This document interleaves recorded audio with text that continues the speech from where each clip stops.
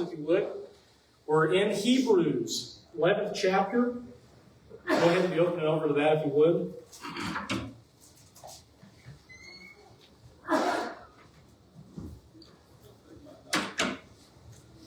Whenever you get over there, hopefully it looks familiar to you, as we've kind of been knocking on the door of chapter 11 for about 3 weeks now as we've gone through it. We've finally been able to really dig in and make these applications. And so one of the things we talked about, I wanted to start kind of from the beginning again as we set up where exactly we are, is you remember that as we have gone through Hebrews, we have set up this idea of how much and how many things are better. So we spent the first 7, 8 chapters talking about how Christ is a better leader. We went through that list, and you have all of these comparisons of directing our attention to looking at Christ versus all of these other things, and really, namely, looking back towards the Old Testament, comparing him to the prophets or some of these great men of old, or even looking at the angels. And we talked about him especially being our great high priest. And so we spent a lot of time dissecting just how important Christ is and how he is a better leader, which then led us to talking about the idea of a better covenant. So that segued into the New Testament being better, and we see it being better in every which way. And so we spent chapters 8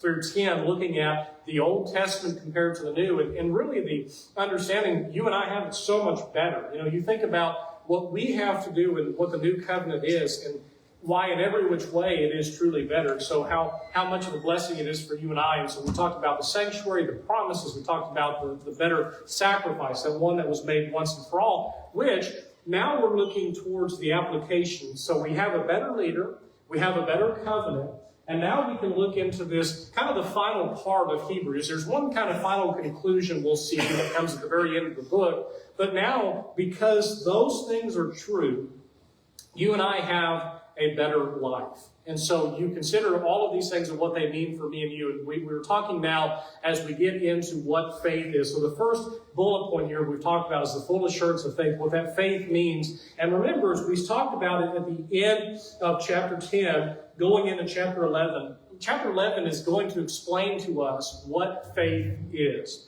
And so if you ever have that question of what exactly is faith, and so we spent last week, we were talking about up to about verse number 6. So we were able to go into this examples of faith chapter of the Bible. And it's called a couple of different things. It's called the Hall of Fame of Faith. It's called the Hall of Faith. But now we're able to look back and consider all of these biblical figures and all of these men and women and consider what faith meant to them. Consider what it was that faith caused them to do. And I really want us to remember that these are not just random examples as we go through here. No, these are all these men and women, what they choose to do is by faith. Faith causes them to move. And so we notice, and I point that out to say that everything we've studied to this point shows us that faith is acting. It is an action. We're going to act upon our faith. It's not just the mere belief and acknowledgement that God exists. No, they were caused to do something. And so their faith caused them to move. And that's really what we need to focus on. It caused them to do something particular in their life. And so we started off, in our first example we saw last week, we started off with Abel. And remember, we talked about last week how Abel, we're told a lot of information here about Abel that we're not really told. If you go back, whenever you consider back in Genesis chapter 4, it really doesn't tell us a lot of information, but we know that what Abel offered was a more excellent sacrifice, is what Hebrews 11 verse number 4 says. He offered that. Why?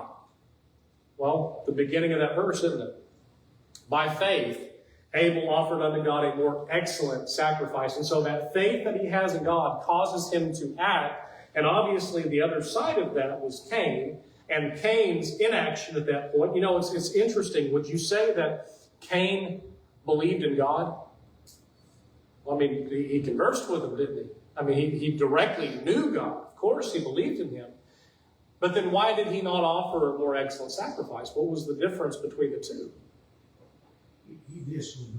That's right, disobedience. And so he can have belief, we can have belief. It still takes action on our part. And so Abel offered this more excellent sacrifice because he obeyed God. Cain, on the other hand, knowing God exists, being able to converse with God and having this direct connection to God, still chose to disobey. And so we can know these things, we can acknowledge these things. And so I think the significance of this chapter as we go through it is just seeing that faith causes us to act. The verse number 5, we talked about Enoch a little bit last week. Remember, Enoch was one of those other figures. If you're going back into Genesis 5, verse 24, really don't have any information about. We're told very, very little about Enoch. But we are told a little bit more in Hebrews chapter 11, verse number 5, that in a world that would turn out to be heading towards wickedness, because remember, Enoch is at the time the precursor towards the flood, and the world beginning to slip more and further into wickedness, that Enoch stood alone. And you see that when it talks about the end of verse number 5, his translation had this testimony that he pleased God. And he did it by faith. And so you notice that faith, remember beginning in verse number 1 of chapter 11, that this is helping us to understand what faith is. Remember, the faith is the substance of things hoped for, the evidence of things not seen. Remember, it's that foundation of those things we hope for. It's the substructure of all those things. It's the very foundation of everything we have as Christians. It's what it's built on. It's built on faith. And it's also, the second part of that, the evidence of things not seen. We see that faith there is not blind.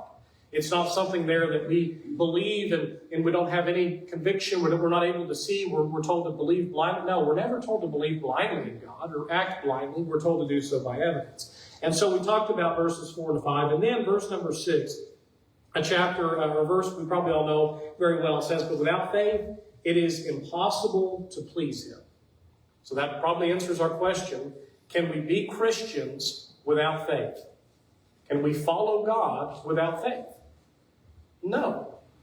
So let me ask you a question. Can we accidentally follow God? Can we accidentally become Christians? No. It's something there that's purposeful that we're doing. This faith, and these two examples we've had, we're about to spend more time on it, but this faith acts. It does something with this information. So without faith, it is impossible to please him. And so the middle part there, verse number 6, it says, for he that cometh to God must believe that he is. So what do we first have to do? Well, obviously believe that God is God. We must believe that he is. The second part of verse 6, and that he is a rewarder of them that diligently seek him. Now let's think about this. If you don't believe that there is a benefit of doing good, or if you don't believe that heaven really exists, then are you going to be motivated by faith? No. Faith is knowing that heaven exists. Faith is knowing and motivating that doing good does matter. And we are seeing what we choose to do. We are seeing in the actions that we take. And so because of those things, that I am going to follow after God because I know those things to be true. It's not a question of if, it's a question of when. And whenever you see at the end of verse number 6 and talking about the being the rewarder of them that diligently seek him, there's another part of Hebrews that deals with the reality that while these people are in their lifetime, did they really get to experience the reward that God offered them? And a lot of them didn't. A lot of them were never able to truly see that fulfillment, but they still had faith in God, knowing it may come later. And that same thing is true for me and you. We know that there is a reward coming later. We know that there is something that is going to happen. But I'm motivated because I truly believe in God and because I know that he is going to hold me accountable. And so I have that decision to make. Now, we get to where we left off last week, and now let's talk about verse number 7. Now, one thing that we are going to try to relate, we're going to do so briefly because of time's sake, but comparing Hebrews 11 as we talk about these, going back to their stories in the Old Testament, I think it's a very rewarding thing to do because it offers some insight into a little bit more of the information that maybe we're not told directly back in the Old Testament. So verse number 7 says in Hebrews 11, by faith Noah, being warned of God of things not seen as yet, moved with fear, prepared an ark to the saving of his house, by the which he condemned the world and became heir of the righteousness which is by faith. All right, so pause the end of verse 7 for a second. Noah's faith, what does the beginning of verse number 7 say? Had he seen what was about to happen? Had he seen the flood? No. Did he believe that God would cause a flood? Did he believe that would actually happen? He did. What did that faith cause him to do? Well, it caused him to build an ark, didn't it? He'd never seen it before. He'd never witnessed it with his own hand, but still, he chose to build the ark. And so, whenever you look through verse number 7, Genesis 6, verse number 3 says, how many years in advance had the warning been given that the flood would occur? Remember how long that he was preparing the ark, it says? 120 years. Now, 120 years, and you're waiting on something, how quick do we get impatient? I mean, you kind of think, okay, maybe a month goes by, 6 months goes by, a year goes by, and you say, all right, I'm still waiting here. Noah's faith was shown that 120 years in advance, and he has this warning, and he believes it, so that he goes off and builds the ark. And so if you tie this back into verse number 1 of chapter 11, did Noah's faith work? Did it believe? And even though he hadn't seen it yet, did he believe what God said? You and I, none of us have seen heaven yet. None of us have seen paradise or know just a whole lot about it. Just like Noah, whenever it comes to the flood, can I be confident it exists? And if I am confident that it exists, what am I going to be doing? I'm going to be building an ark for myself, metaphorically. I'm going to be building my life in a way that is going to be in accordance to what God said to do. And so that's just tying it in. Whenever you think back to the end of verse number 7, here's something interesting. So the ark was prepared to the saving of his house, but what did the ark also do? Verse 7 tells us. Condemned the rest of the world. It condemned the rest of the world.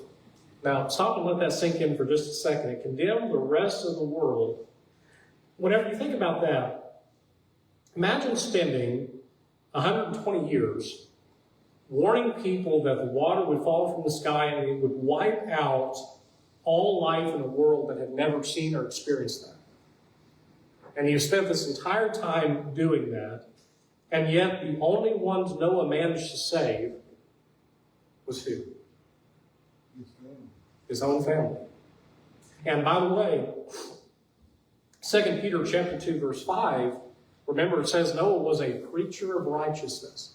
He was not keeping this information to himself. He was not holding out and not warning people. No, he was telling them. But in a world completely given over to sin, did Noah fall into peer pressure? No, he did not.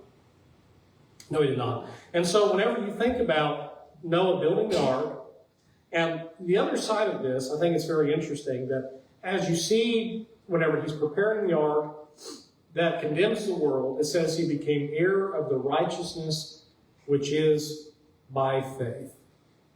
So, what is the difference between Noah and the rest of the world? Is Noah a perfect man? Was Noah without sin? No. Matter of fact, what happens when we get off the ark? Well, we have problems. Immediately after we get off the ark, we have problems when we see sin. And so, this is not to say that Noah was sinless, but what did he do? He acted on that faith. He did something. In Genesis chapter 6, please, what is it, verse number 8, talks about Noah finding grace in God because of who he was, and because of what he chose to do. And so that's the end part of verse number 7 there, that idea of doing those things by faith. And so, Noah being one example of that. Any other thoughts about Noah? Now, the question I have for you, do you think that whenever the rain started and the flood started to come up, the people believed then? Imagine so, don't you think? Probably so. Probably didn't have a choice, but it was too late, wasn't it? It was too late. Imagine standing before God in judgment, saying, well, now I believe. Well, we're going to. Let's go to verse number 8. So verse number 8, we're now introduced to Abraham and Sarah. Now, we meet Abram, who's later had his name changed to Abraham, moving from Ur to Haran. And so I want you to look here in verse number 8 through 12. And this section is going to be about Abraham and Sarah. It says, by faith, Abraham, when he was called to go out into a place which he should after receive for an inheritance, obeyed, and he went out not knowing whither he went. By faith, he sojourned in the land of promise, as in a strange country, dwelling in tabernacles with Isaac and Jacob, the heirs with him of the same promise. For he looked for a city which hath foundations, whose builder and maker is God. Through faith also Sarah herself received strength to conceive seed, and was delivered of a child when she was past age, because she had judged him faithful who had promised. Therefore sprang there even of one, and him as good as dead, and so many as the stars of the sky in multitude, and as the sand which is by the seashore innumerable. Stopping at the end of verse number 12. All right, so stop at the end of verse number 12. One thing we're told about Abraham, verse number 8, is whenever you think about the introduction we have to Abraham and to Abram at that point, remember, God asked him to go and move to a place that he would receive as an inheritance. But whenever he left, did he know where he was going? He had no idea. Now imagine you spent your life in one place, and you're told to go out to this other place to receive this inheritance. You don't know where it's at. You've never been there before. How easy would it have been just to stay behind and just to say, I appreciate it, but I'm good here. He had lived in that land, you realize, as a nomad, more or less, until more generations came. I mean, that's the life of Abram to that point. And yet he believed God. And so whenever you think about the land that Abraham was living in, really, whenever you consider the blessings that came later, that land was never, to its fullest extent, put in Abraham's possession during his lifetime. It would become that land later for his generations that came after and his descendants. But whenever you think about what Abram did, and so I want you to look here in verse number 8 and 9, why did he do what he did? Well, there it is again, isn't it? By faith. By faith he did what he did. And so it did not bother him because he is looking for something that is more permanent. He's looking for more than just land or something temporary. Abraham is looking after that promise that God made. The other side of that, consider verse number 11. How about Sarah's faith? Now, what do we know about Sarah? Would you say, and give the same description here as verse number 11 says, the Hebrew writer gives her as being a woman of faith. Whenever she was told she would conceive, you remember what Sarah did initially? She thought it was funny. Thought it was funny. She laughed. She said, "You got to be kidding me. Here I am." How old was she? You remember? 90? Abraham 100 at this point. So she laughed. That one thought it was ridiculous. But verse number 11 talks about through faith also Sarah received strength to conceive seed and was delivered of a child when she was past age because she judged him faithful who had promised. So evidently there's more to the story about Sarah than we understand and realize at that point. There's more to her, and evidently did come around to having that faith, even though at the beginning she did scoff. And the end of that, it says, because she judged him faithful who had promised. And you think back to Sarah in her life, that obviously the human knee-jerk reaction would probably been to laugh, as she did. But then you look back and you consider where they were at and all of the things they had gone through to that point. And you consider that as she weighed those things, she understood, no, God keeps his word, and he has kept his word. And so what ended up happening? Who was born to them? Well, you have the son born, of course you have Isaac. And so whenever you think back to the story of this faith that they had, and you notice that it's all going back to as faith, and then the fulfillment there is in verse number 12. So before his death, was Abraham able to see the full extent of the promise God made to him about how many descendants he would have, how many generations would be birthed as a result of him? No. No, as a matter of fact, he would not even be able to see an inkling of that, because we're told that his descendants would become as many as the stars of the sky multitude. Whenever you open up in Exodus and you have that little blink of how much population exploded among the descendants of Abraham, Abraham's long dead at that point. He's never able to truly see that, but did he still have faith it would come true? He did. And that's why he acted the way he did. He acted that way by faith. And so Abraham and Sarah, they show that faith doesn't have to be seen in order to exist. And what that means is even though they didn't see that promise fulfilled in their lifetime, they still have faith enough that God would be true to it. And once again, that's that truth with you and I. Are we certain that heaven is real? Absolutely. Have we seen it? No, not yet. But I'm certain by faith of what is coming, and so I'm going to live my life accordingly. And verse 13 is the answer to that. And here's this idea of faith without receiving. So read verse 13 down through verse number 16. And I want you to think back of each example we've read to this point. That's what it's talking about in verses 13 through 16. Every one of these examples so far, it says in verse 13, these all died in faith, not having received the promises, but having seen them afar off, and were persuaded of them and embraced them and confessed that they were strangers and pilgrims on the earth. For they that say such things declare plainly that they seek a country. And truly, if they had been mindful of that country from whence they came out, they might have had opportunity to have returned. But now they desire a better country, that is, an heavenly. Wherefore God is not ashamed to be called their God, for he hath prepared for them a city. Stopping at the end of verse number 16. So we are told, in answering that question of had they seen the full result of God's promises in their lifetime, we're told in verse 13, no, they did not. Matter of fact, verse 13 says they died without fully receiving what God promised. But what did they believe? What did they believe according to verse 13? It was going to happen. They were persuaded, and they said, even though they see it afar off, they said they know it's going to happen.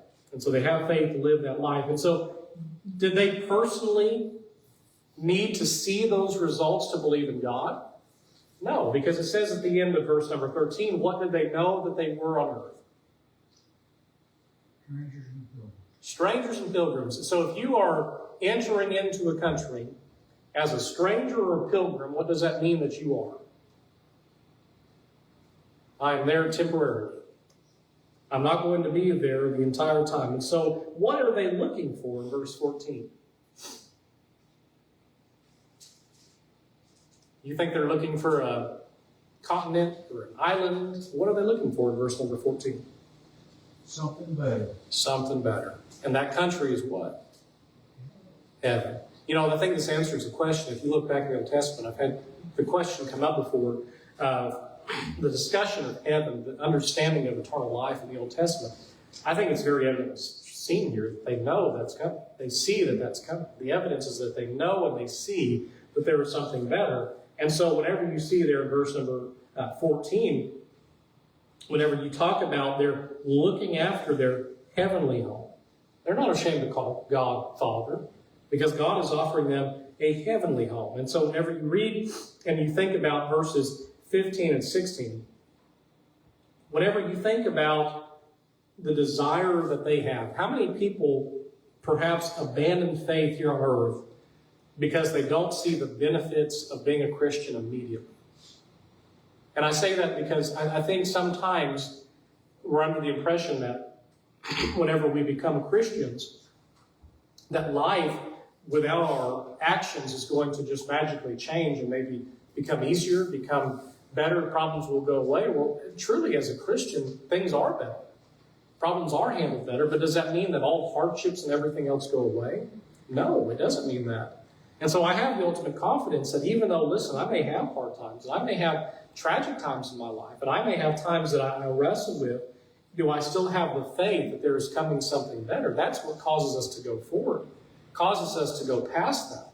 And I think back to how many people that think that it's going to be a cure-all, that all they have to do is do nothing except wear the name Christian, and all of a sudden their life will get better. Listen, your life will be better as a Christian, but you're still going to face hard times. But what it gives us is the tools to face hard times. Because I know, what does verse number 14 say? I know, listen, I'm going to be here temporarily. Every one of us is here temporarily. I'm not going to be here forever.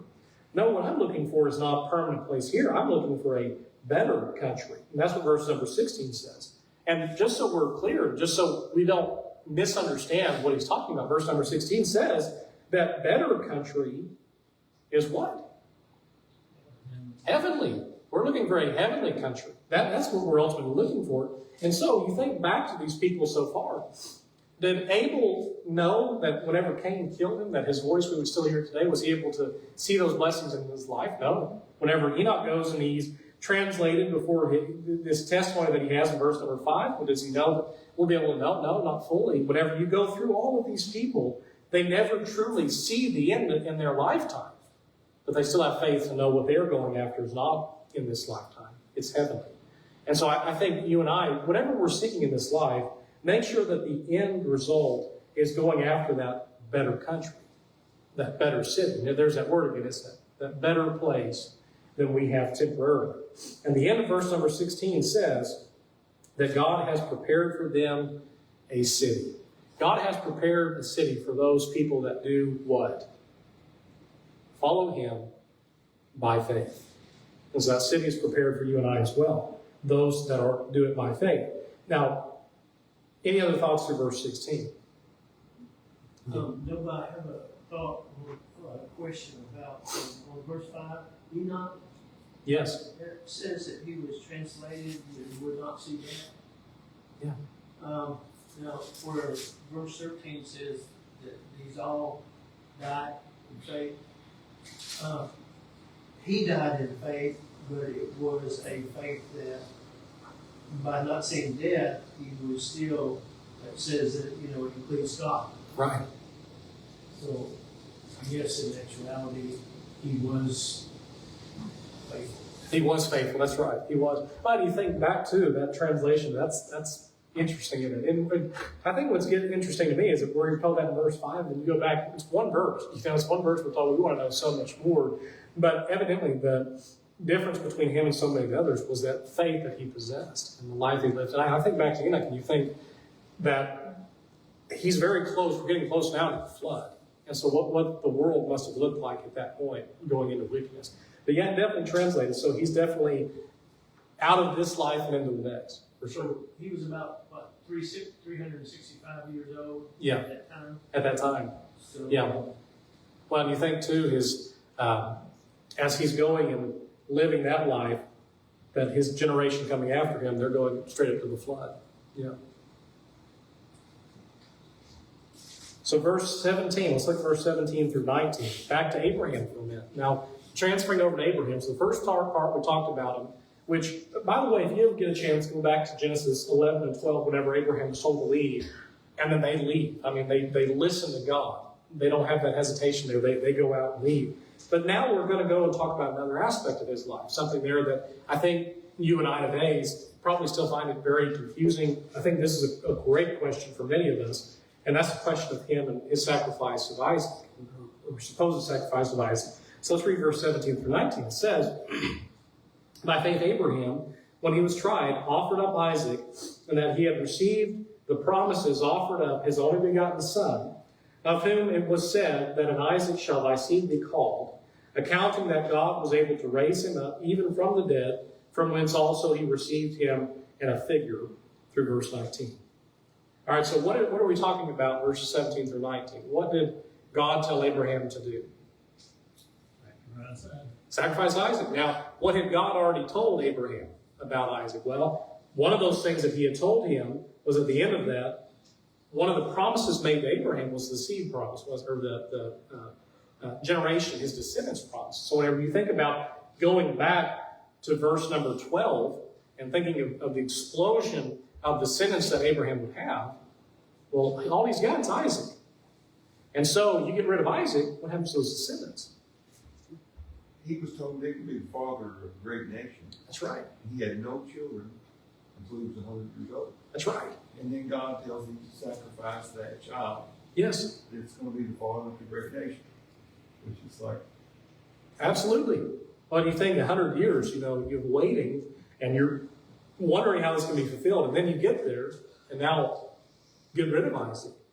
And I think, you go to the end of that. In verse 19, we're told Abraham's mentality, as you read verse number 19. Was there ever any doubt that God would not fulfill the promise that Abraham had in Abraham's life?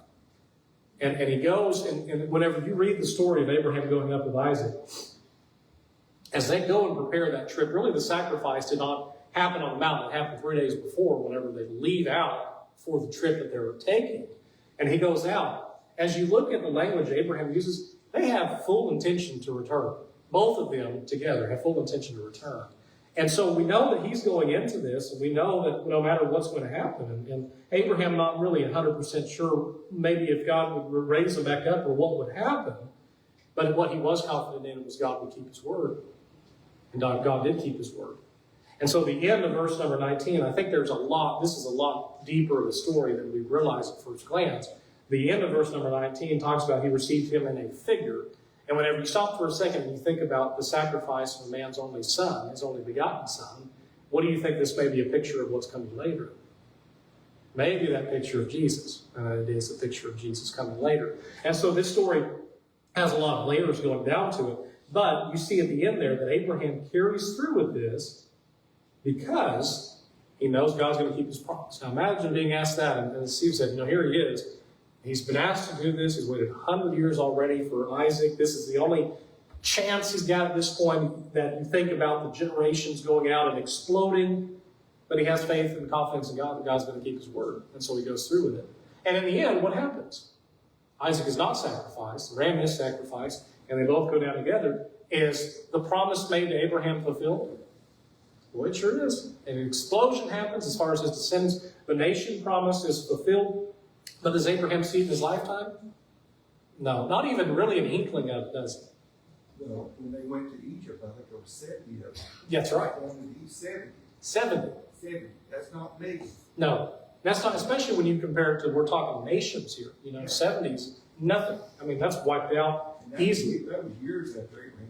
That's right.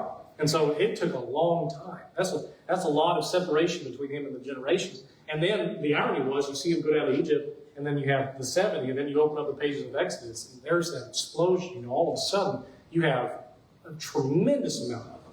And so there's that promise that God made. And so Abraham doesn't see this in his lifetime, but we go back to verses 13 and 14, and there it is again. What does Abraham understand? Now, he may not be able to experience in his lifetime, but he still knows that God is going to keep it true. And so as we go through our life, as we have the expectations that we do, we understand that, listen, am I going to receive the greatest blessings of God in my lifetime?